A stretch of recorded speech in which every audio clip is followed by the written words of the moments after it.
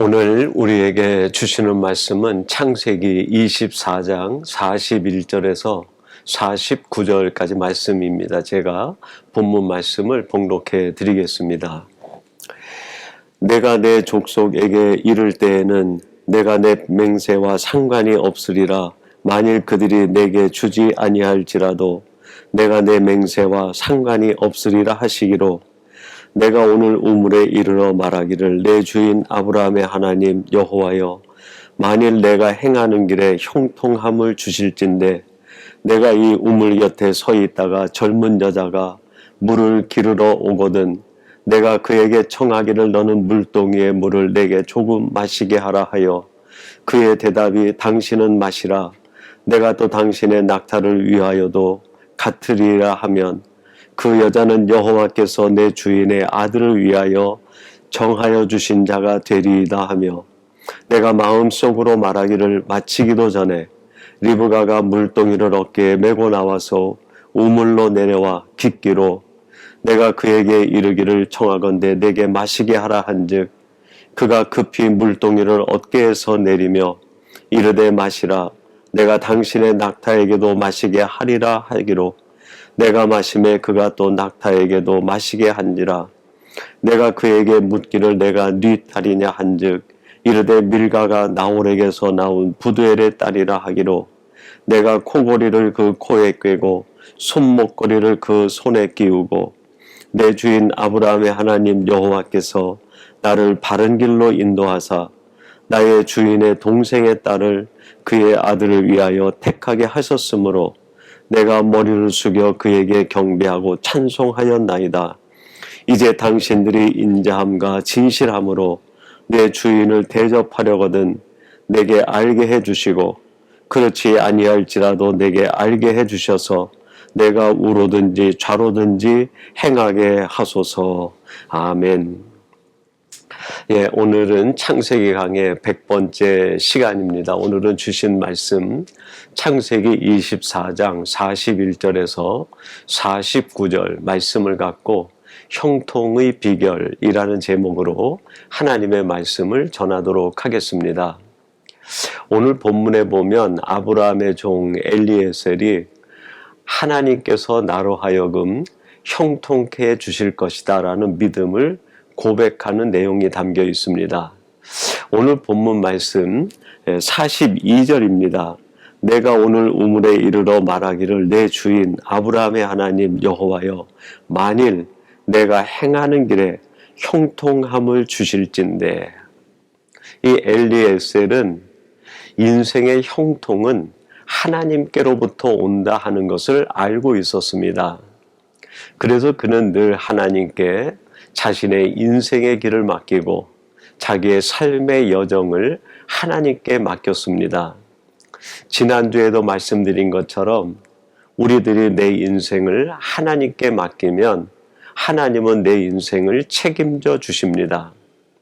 내 인생뿐 아니라 내 자녀들을 하나님께 맡기면 하나님이 우리의 자녀를 책임져 주시고 우리의 삶 모두를 하나님이 반드시 형통의 길로 인도해 주신다 하시는 것이죠. 이 엘리에셀은 자신의 형통이 하나님께 있음을 믿고 하나님께 맡기는 삶을 살았습니다. 그래서 오늘 42절에서 여호와께서 나를 형통케 하실 것이다 라고 고백했던 것이죠. 그 말 그대로 이 엘리에셀은 그의 먼 여정에 형통을 맛보게 됩니다. 그러면 이 엘리에셀이 구체적으로 형통의 삶을 살게 된 것, 어떤 비결이 있을까요? 그 열쇠가 뭘까요? 오늘 본문을 통해 세 가지를 살펴보려고 합니다. 첫째는 기도였어요. 오늘 본문 45절 말씀입니다. 내가 마음속으로 말하기를 마치기도 전에 리브가가 물동이를 어깨에 메고 나와서 우물로 내려와 깃기로 내가 그에게 이르기를 청하건대 내게 마시게 하라 한즉. 45절에 보면 엘리에셀이 내가 마음속으로 기도의 말을 마치기도 전에 하나님의 응답의 역사, 형통의 역사가 기적처럼 이루어졌다라고 고백을 합니다. 내가 내 마음속에 말을 마치기도 전에 무슨 뜻입니까? 엘리에셀은 내 마음속에 하나님을 향한 기도가 가득했다는 거예요. 마치 호흡을 하듯 하나님께 기도하는 삶을 살았던 것이죠. 의식이 있든 의식이 없든 심지어는 자신이 잠잘 때까지도 하나님께 기도하는 사람이 엘리에셀이었다 하는 것입니다. 여러분, 하나님의 형통은 어떤 사람에게 이루어질까요? 그렇습니다. 기도하는 사람에게 하나님의 형통의 역사가 현실로 이루어지게 됩니다. 그러면 기도란 무엇일까요? 저는 기도는 하나님께 나를 완전히 맡기는 것이다라고 생각합니다. 기도는 말보다 더 중요한 것이 내 삶, 내 인생을 하나님 앞에 완전히 위탁한다는 고백이 기도입니다. 그래서 우리는 기도를 통해 하나님 앞에 무엇을 요구하는 것이 아니라 기도를 통하여 내 인생을 하나님 앞에 완전히 맡기겠다고 고백의 고백을 거듭하는 것이죠. 이렇게 기도를 통하여 내 인생을 하나님께 맡길 때 하나님은 내 인생을 책임져 주시고 형통의 길로 인도하실 뿐 아니라 기적 같은 역사들을 이루어 주십니다. 그래서 시편 37편 5절에는 이렇게 말씀하고 있습니다. 내 길을 여호와께 맡기라. 그를 의지하면 그가 이루시고. 내 인생의 길을 하나님 앞에 맡기라. 그리하면 하나님께서 너의 인생을 책임져 주시고 이루어 주신다는 거예요. 여기에서 맡기는 것, 그것이 바로 기도죠. 하나님, 내 인생을 하나님 앞에 맡깁니다. 이것이 가장 귀한 기도예요. 하나님 내게 무엇도 주시고 무엇도 주시고 무엇도 이루어 주시고 요구하고 청구서를 보내는 것이 아니라 하나님, 부족하고 연약하고 쓸모없는 자지만 내 인생 전체를 하나님 앞에 맡기오니 하나님이 마음대로 나를 사용해 주시옵소서. 이 위탁하는 것이 기도죠. 하나님께서는 이렇게 기도를 통하여 자기의 인생을 하나님께 위탁한 자들을 통하여 기적을 이루시고 그의 삶을 형통으로 이끌어 주십니다. 그러므로 오늘 이 말씀을 나누는 사랑하는 성도 여러분들이 기도라는 채널을 통해 하나님께 무엇을 요구할 것이 아니라 내 인생을 하나님 앞에 맡긴다는 간절한 기도를 드림으로 하나님께서 여러분의 인생을 손에 쥐시고 마음껏 사용하셔서 여러분 개인적으로는 형통의 삶, 하나님 나라를 위하여 기적 같은 일들이 일어나게 되기를 주님의 이름으로 축원합니다. 두 번째로 이 엘리에셀이 형통하게 된 것은 순종 때문이었습니다. 오늘 본문 49절에 보면 이 엘리에셀이 얼마나 순종의 사람인가 하는 것을 보여줍니다. 49절 말씀입니다.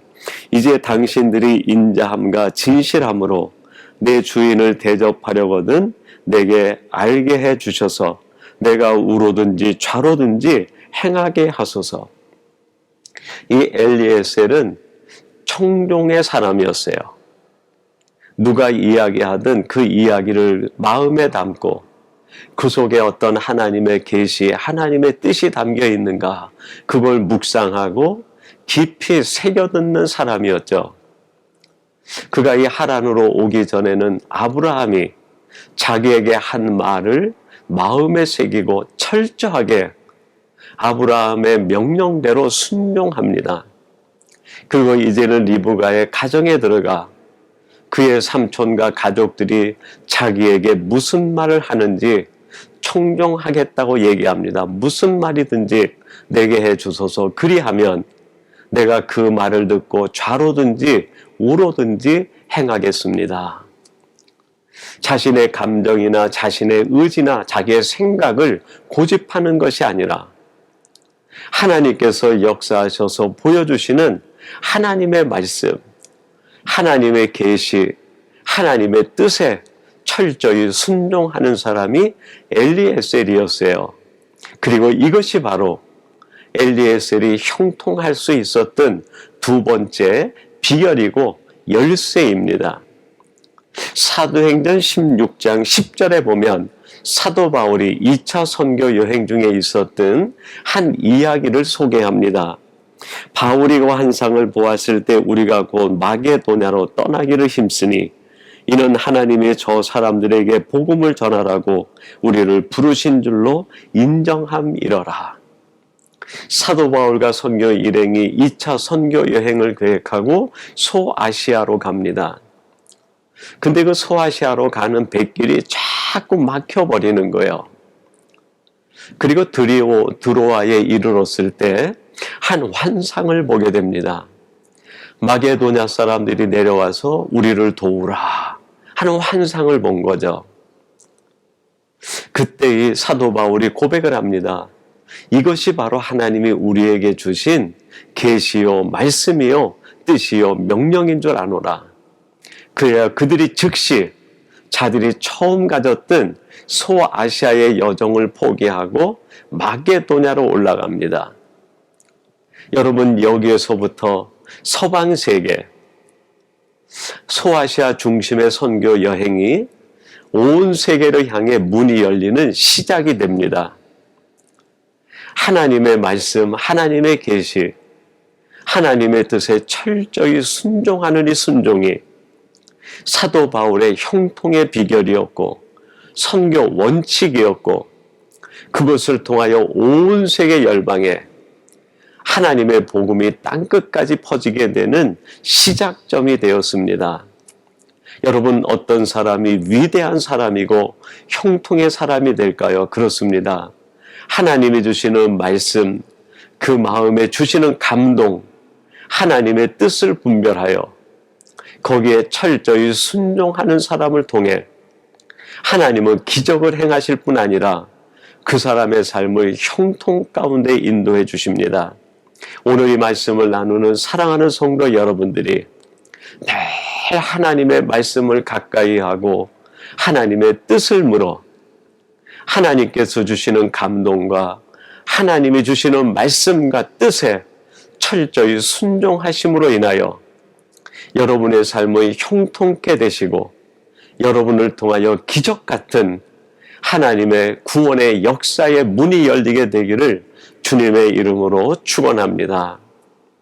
마지막 세 번째로 엘리에셀이 형통하게 된 비결, 그 열쇠는 감사였습니다. 오늘 본문 48절 말씀입니다. 내 주인 아브라함의 하나님 여호와께서 나를 바른 길로 인도하사 나의 주인의 동생의 딸을 그의 아들을 위하여 택하게 하셨으므로 내가 머리를 숙여 그에게 경배하고 찬송하였나이다.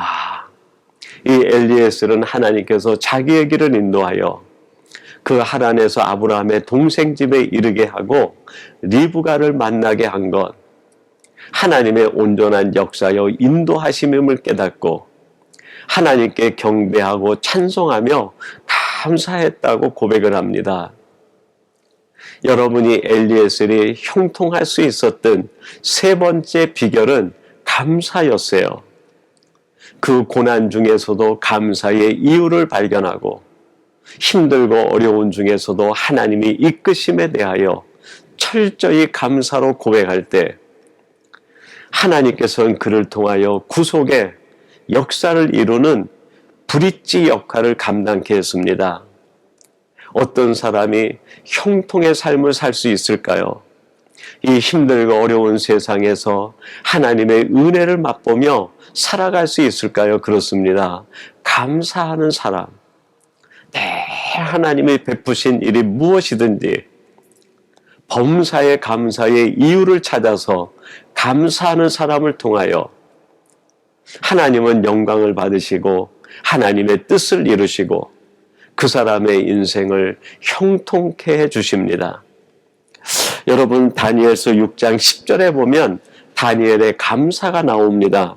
다니엘이 조서의 왕의 도장이 찍힌 것을 알고도 자기 집에 돌아가서는 윗방에 올라가 예루살렘으로 향한 창문을 열고 전에 하던 대로 하루 3번씩 무릎을 꿇고 기도하며 그의 하나님께 감사하였더라. 이 다니엘의 상황을 보면 정말 감사의 이유를 찾을래야 찾을 수 없는 상황이 아니었는가 생각이 들어요. 나라는 망했죠. 가족들은 뿔뿔이 흩어졌죠. 자신은 노예로 끌려가서 왕궁의 볼모가 되어 살아갑니다. 어디 주변을 둘러보아도 감사할 이유가 없는 거예요. 그게 끝입니까? 아닙니다. 이 다니엘을 정적으로 여기고 그를 해하려고 하는 사람들이 온갖 모략과 술수와 계략을 세워서 그를 죽이려고 합니다. 이번에도 그에게 이런 계략으로 다니엘이 하나님 앞에 기도하지 못하게 하고 감사하지 못하게 합니다. 온갖 악한 방법으로 다니엘을 괴롭히고 그를 죽이려고 모의를 하는 거예요. 그 위기 상황 속에서도, 그 수많은 원수들과 정적들 가운데서도, 그 고난의 현장 속에서도 전에 하던 대로 하나님을 향해 기도할 뿐 아니라 감사하였다 고백합니다. 여러분, 그 상황 속에서도 감사의 이유를 발견하여 감사하는 사람, 진정한 감사의 명수 아닙니까? 여러분들이 이렇게 감사의 명수가 되기를 바랍니다. 이렇게 감사하는 사람을 통하여 하나님은 형통케 하시고 그 다니엘을 바벨론 온 땅에서 가장 높은 사람으로 올려주셨어요. 하나님은 어떤 사람을 찾고 계실까요? 그렇습니다. 감사하는 사람.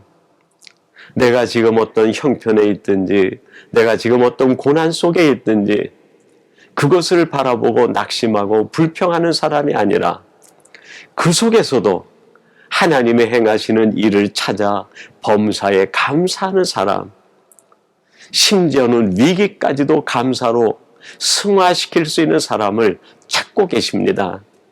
그리고 이런 사람이 끝내 형통하게 될 뿐 아니라 하나님의 놀라운 역사와 하나님의 기적을 창출해내게 됩니다.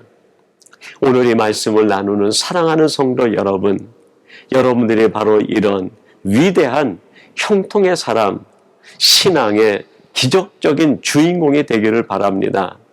이 엘리에셀은 헤브론에서부터 하란까지의 먼 고난의 여정을 갈 때 형통의 삶을 하나님께 위탁했습니다. 그리고 그는 형통의 이 비결을 깨달은 사람이었어요. 하나님 앞에 기도함으로, 하나님 앞에 늘 감사하고 순종함으로 그의 삶의 형통으로 가득한 삶이 되었습니다. 오늘 이 말씀을 나누는 사랑하는 성도 여러분, 여러분의 남은 인생 여정도 엘리에셀처럼 기도와 순종과 감사로 형통의 삶을 사시는 복된 성도들이 되시기를 주님의 이름으로 축원합니다. 우리 같이 기도하겠습니다. 하나님 아버지 감사합니다. 엘리에셀이 헤브론에서부터 하란까지 700km 이상 되는 그 고난의 길, 광야의 길, 불확실한 길을 하나님 앞에 자신의 삶을 위탁하고 감으로 형통을 맛본 것과 같이, 그리고 그는 이 형통을 이루기 위하여 늘 하나님 앞에 기도하며 순종하며 감사로 살았던 것처럼 우리들도 이러한 인생을 살아 우리의 남은 인생이 형통의 삶이 되게 해 주옵소서. 예수님의 이름으로 기도하옵나이다. 아멘.